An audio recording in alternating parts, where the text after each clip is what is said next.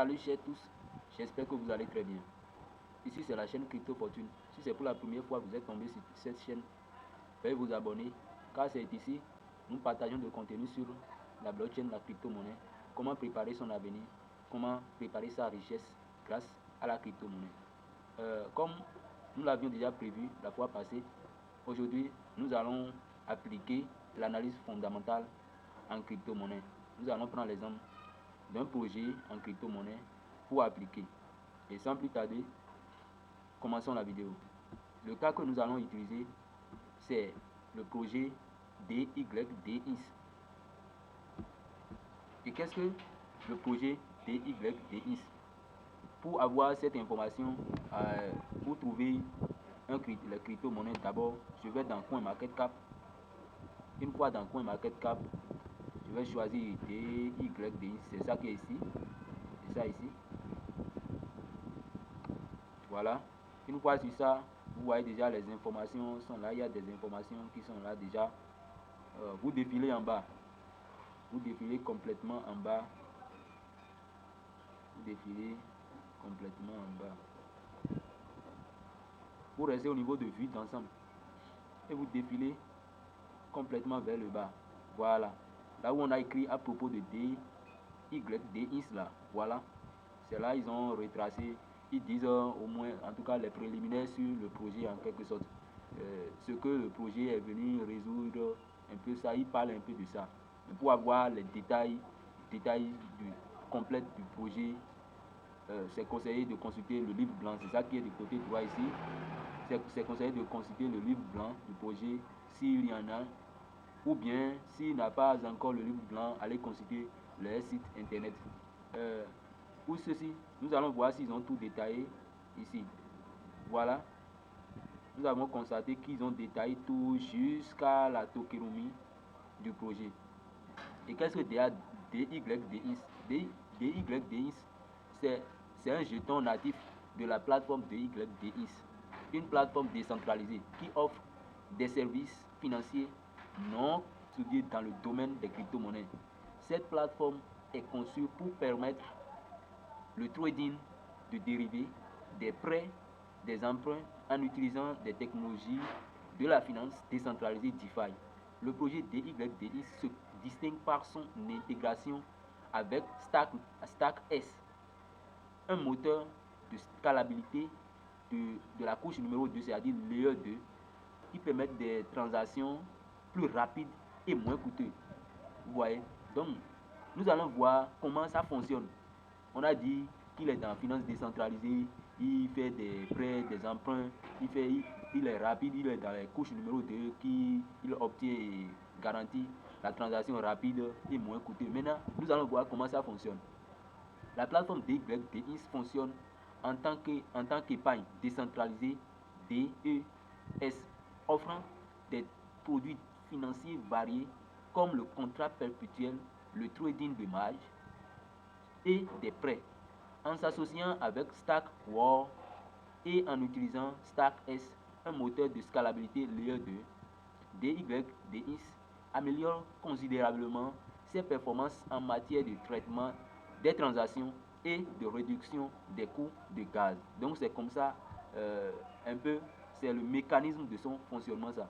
Ici, nous allons au niveau de ses fonctionnalités, les fonctionnalités uniques de DYDX pour le de stacking. C'est le premier fonctionnement, c'est fonctionnalité unique de DYDX. Et là, il propose deux types de pools de stacking. Le premier, c'est Safety Pool, sécuriser les fonds des utilisateurs, et le Liquidity Pool qui permet d'encourager la liquidité du marché en récompensant les market makers. Market makers, ce sont des manipulateurs du marché, les baleines en quelque sorte, ceux qui ont de gros capitaux, ceux qui investissent des milliards de dollars de francs, quelques clics ou bien dans quelques jours. Donc c'est eux on appelle les baleines en quelque sorte. Au niveau de sa gouvernance, les détenteurs de DYDX peuvent participer à la gouvernance du protocole en votant sur les diverses propositions comme l'ajout de nouveaux tokens. Non seulement ça, ils peuvent participer à la gouvernance du protocole en votant sur diverses propositions, comme l'ajout de nouveaux tokens sur la plateforme ou la définition des paramètres de risque. Donc, il y a une manière de voir la vie des utilisateurs par les plateformes. Je prends l'exemple de Binance. La fois passée, Binance a voulu lister les drop dogs et il a demandé l'avis des utilisateurs. Il a demandé l'avis de vote de ces utilisateurs. Donc, c'est un peu ce qu'ils sont en train de dire là. Ce que ça veut dire, l'avis des utilisateurs, c'est les détenteurs de DYDX. Comme c'est une plateforme, ils demandent, avant de lister de nouveaux jetons ou bien de nouveaux crypto-monnaies sur la plateforme, ils demandent d'abord l'avis de ceux qui détiennent déjà le token de DYDX et qui sont sur la plateforme, les utilisateurs de la plateforme. Et puis, ils votent, ils vont participer, ils vont apporter leur avis par rapport de listing de la crypto-monnaie avant qu'ils ne le fassent. Donc, c'est un peu ça. Concernant la récompense, les récompenses là, il y a 3 types de récompenses que vous devez savoir. Les récompenses qu'ils ont faites, il y a d'abord le minage rétroactif et des récompenses pour les traders et des récompenses pour les fournisseurs en quelque sorte de la liquidité. Ici, il y a aussi la réduction des frais de transaction. Comme je l'ai dit tout à l'heure, les détenteurs de DYDX peuvent bénéficier de réductions sur les frais de trading proportionnellement plutôt à la quantité de tokens qu'ils détiennent. Ça veut dire que si vous détenez plus de la quantité de DYDX, là vous serez moins de frais de trading que celui qui détient un peu de la token de DYDX et voulait faire du trading. Concernant l'économie ou bien la tokenomie du projet, nous allons voir, vous devez comprendre que DYDX, il a pour l'offre totale 1 milliard de tokens qui seront distribués sur une période de 5 et la répartition est faite ainsi. On a d'abord 27,7% qui est alloué aux investisseurs actifs précédemment. Vous voyez, non seulement ça, il y a 15,3% qui est alloué aux employés et les consultants de DYDX en trading et les fondateurs, en trading ou les fondateurs. Mis à part ça, il y a 7% qui est alloué aux futurs employés et aux consultants de DYDX. Également, il y a 14,5% qui est alloué aux utilisateurs de trading récompense. 5% est alloué pour récompense rétroactive. 3,3% est alloué pour la liquidité nécessaire pour la récompense. 26% est alloué pour la communauté de DYDX même. 0,6% est alloué à la liquidité de stacking, c'est-à-dire de blocage, ceux qui vont bloquer leurs jetons pour gagner d'intérêt sur ça chaque mois ou bien ça dépend. Il y a des jetons de stacking qui proposent la récompense de façon automatique. Il y a d'autres qui proposent après quelques jours. Il y a d'autres qui proposent sur des mois et voire des années. Donc c'est de ça qu'il s'agit ici. Et ils ont alloué 0,6% de la token de DYDX à ceux-là qui vont stacker, ils vont faire le stacking, ils vont bloquer leurs jetons pour gagner des récompenses en quelque sorte. C'est comme de l'épargne quoi. La manière dont on fait épargne à la banque pour gagner de revenus sur ça, des revenus passifs sur ça, c'est exactement la même chose. Il y a aussi 0,5% qui est alloué au Safety Stacking Pool que je viens de présenter tout à l'heure dans notre projet. Maintenant, mis à part ça, nous allons consulter la charte de sa graphique pour voir si actuellement il est en inflation ou pas. Mais avant tout, allons voir d'abord où est-ce qu'on peut acheter le jeton DYDX. Où est-ce qu'on peut acheter? C'est sur quel marché? C'est sur quel échangeur? Décentralisé comme centralisé. Nous allons aller au niveau du marché, je suis toujours dans le coin market cap là. Voilà. Il est sur Binance, il est sur Coinsgate.io, HTX, KuCoin, Mesk, BitGet, Crypto.com, Osmosis.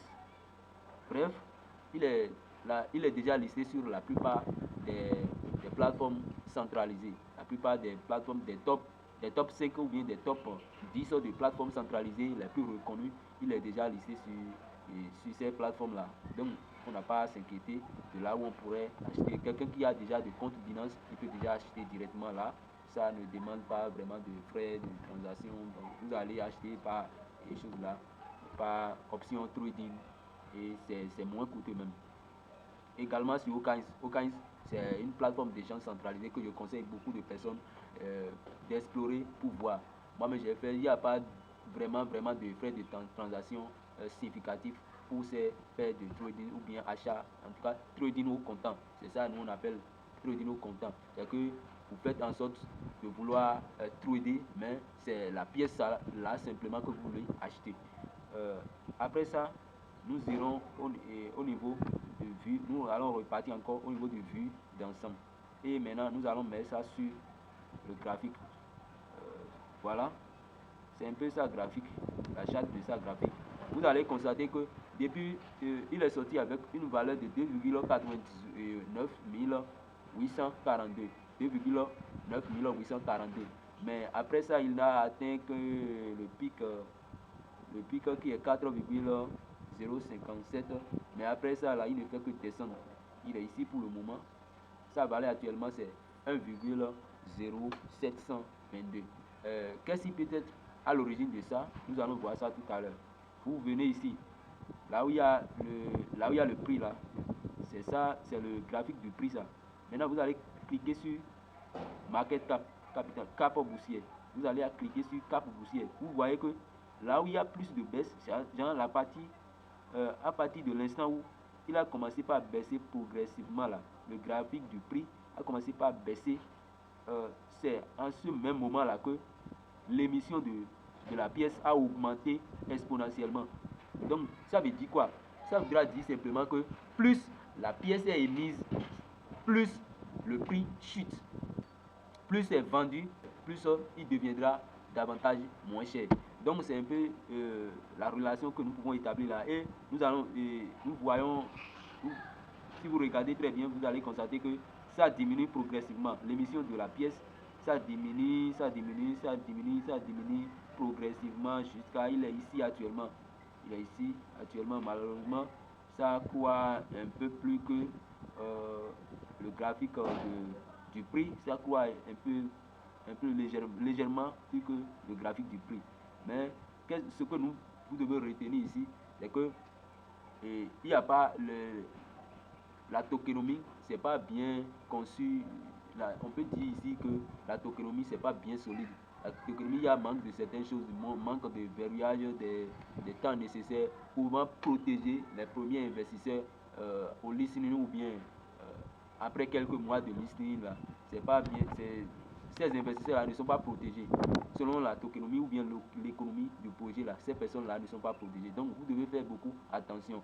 C'est pourquoi il est très capital d'étudier surtout la tokenomie et la communauté et l'équipe derrière le projet là. Ces trois points là sont très importants, sont très cruciaux. Vous devez les consulter nécessairement et obligatoirement d'abord avant d'acheter, de mettre votre argent sur n'importe quel projet. C'est un peu le cas ça. Donc ici, voilà, donc c'est un peu ce qui s'est passé avec ce projet qui a apporté autant de valeur, de perdre son prix. Ça veut dire que la tokenomie là, l'économie qui contrôle l'émission de la pièce là, c'est pas bien conçu. C'est ce que ça voudra dire. Si nous quittons là, nous allons aller sur leur page IS pour voir est-ce que le projet, est-ce qu'ils ont de communauté,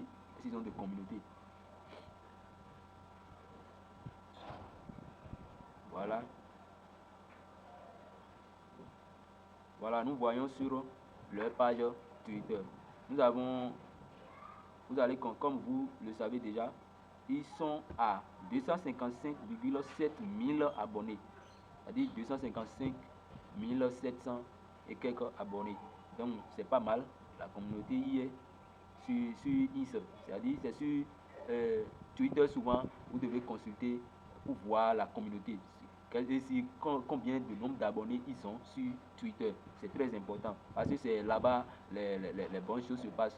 Surtout tout ce qui est lié au secteur de la crypto-monnaie, si vous voulez avoir des informations concrètes, des informations qui sont fiables sur un projet, vous devez consulter la page de la personne sur Twitter. C'est très important. Et après ça, vous allez voir s'ils ont fait est-ce qu'ils sont actifs sur Twitter encore. S'ils sont actifs sur Twitter, et comment vérifier ça, vous allez voir leur dernier post. Et comme vous le constatez déjà, il a fait un post le 13 août de cette année. Le 13 août passé seulement là. Il a encore fait une post. Et il a